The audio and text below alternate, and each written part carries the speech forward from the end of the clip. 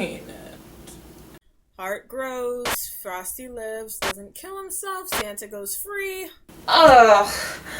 I'm tired of these stupid holiday specials that try to take the commercialism out of Christmas while still trying to sell related merchandise. All they do is create lifelong memories for kids and try to bring the whole family together with stories that everyone can enjoy. What I need is a new, obviously dated Christmas special. Yeah.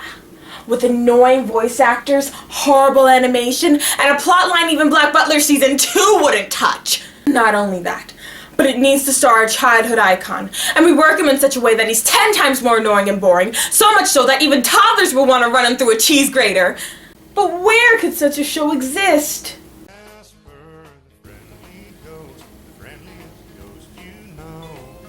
Oh, perfect.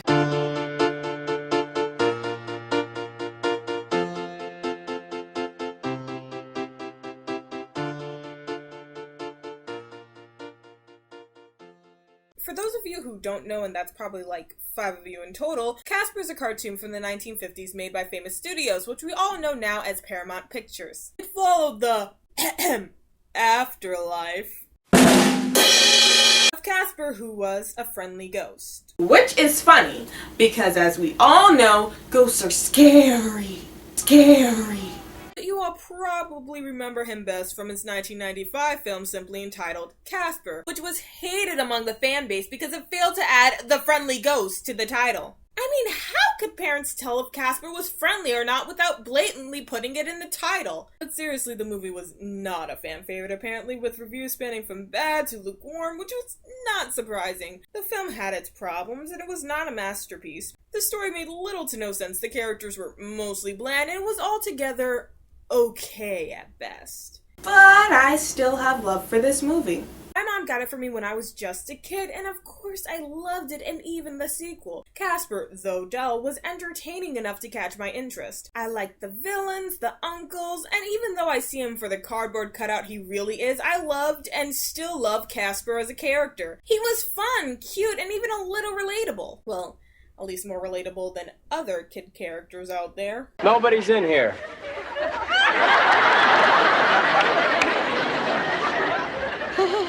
It definitely has a special place in my heart, and even now that I'm able to see the movie for the mediocrity that it is, I still have a special place in my heart for it, even if it's just for nostalgia's sake. So I welcome any movie that tries to reinvent the Casper I know and love. I welcome them with open arms. Optimism, don't fail me now! The film starts on a dark and stormy night. You know, because they're trying to be original. Images of statues flash on the screen and everything seems normal. Until...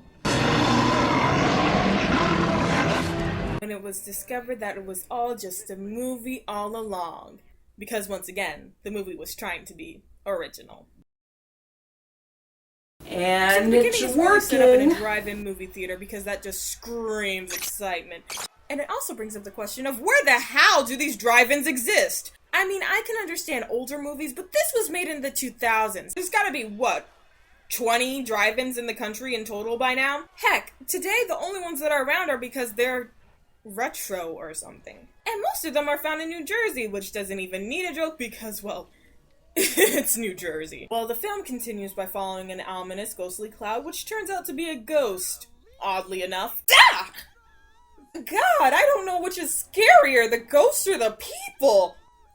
Just don't look into their eyes. So it seems like Casper's uncles Stretch, Stinky, and Fatso, also known as the Ghostly Trio, are trying to scare people in the somehow existent drive-in. They go around breathing in people's faces, which somehow causes them to have a seizure, shutting off the movie, and peeing in popcorn?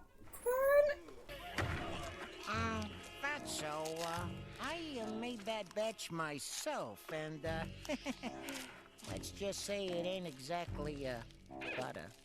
Man, it seems like this ghostly trio is more like the Three Jerketeers. But not to worry, it looks like Casper is here to save the day! Excuse me, have you seen my uncles? I don't get paid enough to see nothing, kid. Except that magazine that you are clearly looking at. The ticket booth guy then tells Casper that he has to buy a ticket to get in. Casper, of course, has no money, so he does what any American ghost boy would do. He steals the ticket. Way to teach those family values, Casper. And while making a ghost reference at that, because 6-year-olds watching this movie would totally have seen that movie. This never happened to Patrick Swayze. The movie title then appears on screen with a country rendition of Casper the Friendly Ghost? What? Okay. This may be a nitpick here, but why?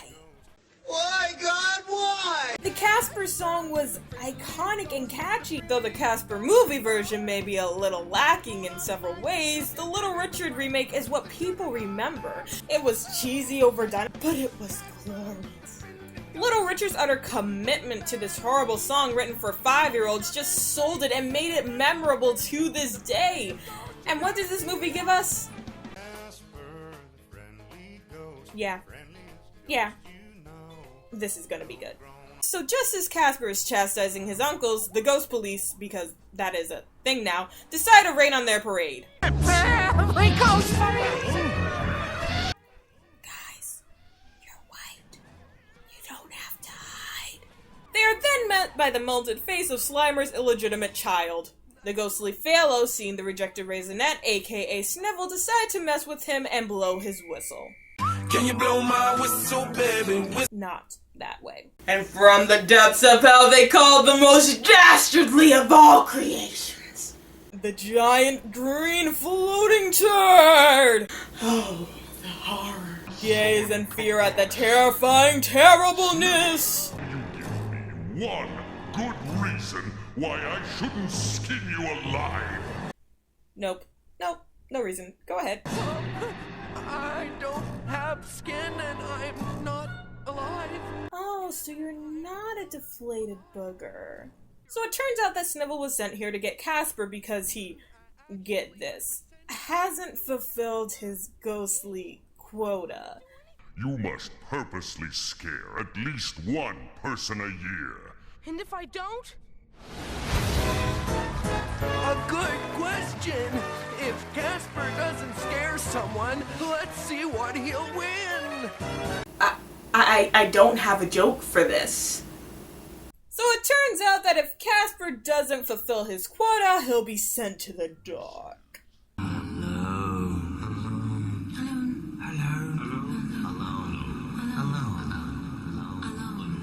And because the green sperm felt like it, he also sent his uncles there too. He also took the uncles' haunting licenses because plot. And the audience is left to wonder, why are there so many laws just for being a ghost? Gotta scare people and have to have a license to do it. Does Casper even have a license? This makes as much sense as Fox News. If the moon had erupting volcanoes, it's not like we've been up there burning fossil fuels. No, volcanoes are not connected to the burning of fossil fuel. So they have until Christmas to do this because Mr. Boogie the Green Giant feels really festive this year. And they're sent to one of the worst places on Earth. Chris, Massachusetts. Massachusetts? Oh, the humanity! It's almost as bad as New Jersey!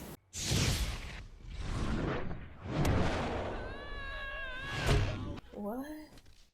You're fired. He's here all week, ladies and gentlemen! So they're sent to Chris Mass, a place known for their scenic wordplay. We also meet the Jollymores, who seem to really love Christmas. But their daughter seems to be in a bad mood because she's tired of the whole Christmas shebang. You know, instead of being upset for having a melted Cabbage Patch face for a head. Oh, this is gonna be fun.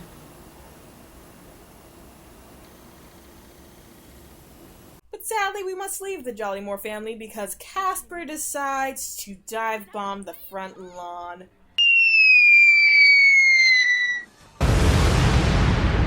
Casper just did a major faceplant in the snow! I guess that big head of his has a lot of wind resistance. Yeah, he's a real drag! I've heard of Ghostbusters, but not Ghost Divers. I guess that was the world's first flyby. And irony coming in 3, 2, 1.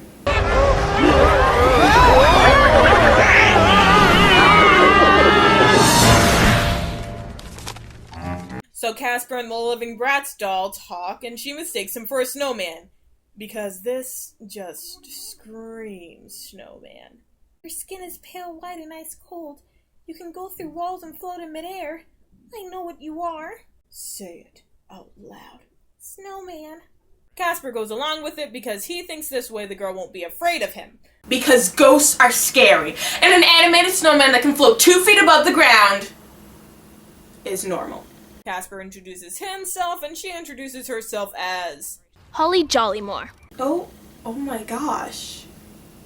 Your parents really hated you. But then Holly is called by her parents to go work on a Christmas play, and completely coincidentally and no way forced, the uncles find the very same theater where the play is holding auditions for ghosts. So they audition, don't get the parts, but are lucky enough to get invited to the Jollymore house. And the Jollymores don't realize they're ghosts because I've given up on logic at this point a long time ago. They go eat dinner, I question how ghosts eat, this happens. Not for kids, not for kids! And now it's time for Casper's scare montage.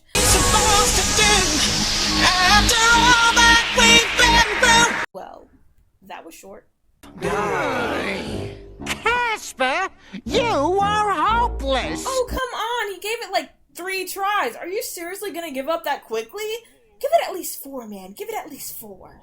However, the dumb patrol seems to have a stroke of genius because they decide to get Casper's cousin Spooky to do the scare in his place. Spooky agrees as long as he gets to join the ghostly trio, and the plan is set. And his girlfriend Pearl comes along because the movie just needed one more annoying character to get on amnesia levels. Alrighty, buddy. I could take a hint. A house don't have to fall on me. They dress Spooky as Casper, and now he's ready to scare in the form of awkwardly placed movie references.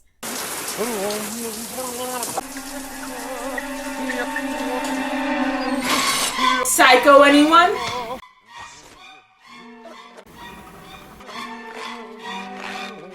Not for kids, not for kids! Hello. What you wearing? Christmas cookies? Ooh, I'd like to eat that. Spooky then tries to scare Holly, which obviously doesn't work. He gets mad and insults her family. Dishonor! Dishonor on your whole family! Hey, they're my family, and I love them!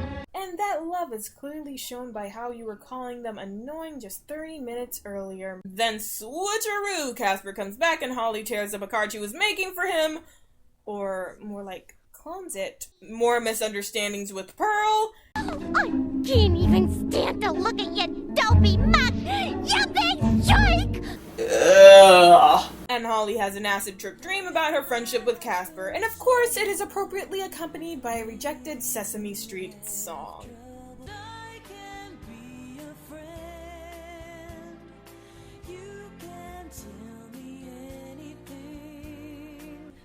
can be a friend, you can tell me anything. And it has whales in it.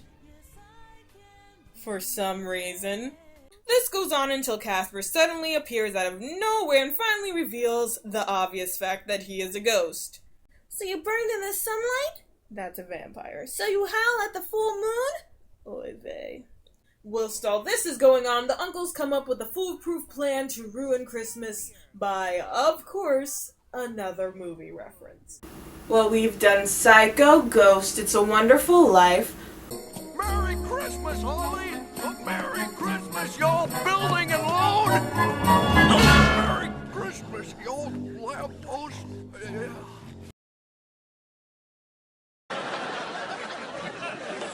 What else can be done? A Miracle on 43rd Street. Oh, so close. So the Three Stooges go around stealing presents and tormenting children with the faces of Mr. Potato Heads They take the presents to the Jollymore residence, so the whole family will be blamed, and they also put in a time boom. They better not be saying what I think they're saying. And no, this is not some stink bomb or some comical bomb. It's a real bomb. You know, the kind that just explodes. So what was once childish pranks becomes a serious death threat. We just went Casper up in here. Spooky sees this and confronts Ghost Direction on their evil plot, saying that they are taking it too far and someone can get hurt. And I totally would agree with this if the town wasn't populated by potato cockroach hybrids that would obviously withstand the time boom. I mean, seriously, I know I haven't given it full mention, but this animation. The characters look bloated, their movements are stilted, and most of these faces will haunt my nightmares. And the food looks like poop. I have nothing else to say. So plot, and Casper, Spooky, and Pearl get dressed up like the abominable ghost man to scare the uncles. Leave the Jollymores alone! Nice! And their daughter is really cute. Yeah, if you're into melted baby face. The uncles get scared, figure out it was all fake, and come back to get revenge. But of course, in a totally original way. The ghost they confront is the real thing. Boring. Casper says that he scared his uncles, which counts for his quota, and he's off the hook. Yay! But the uncles technically were trying to scare humans without their licenses, so they're not. Yay! Stuff happens, the movie tries to be funny, and everything, of course, works out. The uncles get their licenses, Casper makes up with Holly, and Spooky goes back home with his girlfriend. And the movie is finally... No, God! No, God, please, no! No! No! No! Why? I could have done so many things with my life. I never even got to see Tokyo. Well, if you haven't guessed, this movie sucks. The animation looks like those commercials from Geico that they did in 15 minutes. The plot is terrible, and any possibly funny jokes are ruined by the horrifyingly slow pace. My gosh, it's only 80 minutes, but it felt like 500. The problem with the movie is that it never really tried. At least with the first one, it had some type of charm enough to catch the heart of my 6-year-old self. This movie lacks any and all sense of fun. The jokes are predictable, the attempts at slapstick go way too slow for it to be funny. Comedy is fast-paced and has a rhythm. This is lazy and has terrible timing. And then the movie tries to make up for it with references that the intended audience won't get and aren't funny. The whole movie is torture to go through, and honestly, no one should. This movie is obviously a cash grab for possible fans of Casper, but even they would not find enjoyment out of this. The only people I recommend this to are people who enjoy stabbing their eyes out because this movie will make you do it. I'm Brasley101, ending this review because... insert movie reference here. And so, as Tiny Tim observed, God bless us, everyone. That'll work.